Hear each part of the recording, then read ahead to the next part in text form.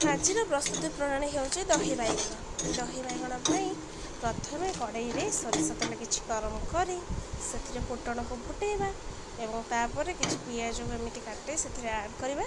पिज भल भाव में भाजी सारापर से किसी भृषंग पत्र देव।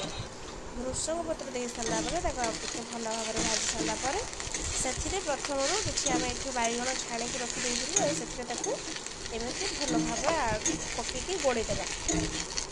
बैगण को आप चाहिए तेल में भलसे भाजी पारे कि तेल में छाणी पारे। आम ये तेल में किसी छाणी रखिदे भल भाव में गोड़े सारापर से पिज भृषंग पत्र और पंच फुटण बैगण भल भाव में गोड़े हो सारापर तापर आम ये दही प्रस्तुति आरंभ करवा। ये आम नहीं कि किणा दही जार थिकनेस आप देखिपे यह बेसी पतला नुहे कि बेसी गाढ़ा नुहे ताको भल भाव में मिक्स कर दही एमती रही जाता टेड़ा भाया तो से भल भाव में मिक्स कर सारापर से भाजिक रखा बैगण सहित भृषंग पत्र ताको भल भाव में पकईदेवा। भल भाव में पकई सारापर धीरे धीरे कौन कर गोड़ेदेवा।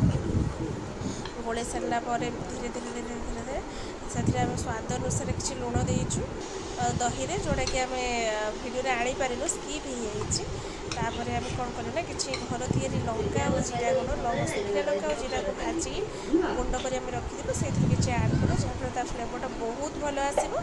ये आप रेडी दही बैगण यम्मी टेस्टी एंड तार थिकनेसटा भी बहुत भल अच्छे टेक्सचरटा भी बहुत सुंदर देखा। तो do like share and subscribe.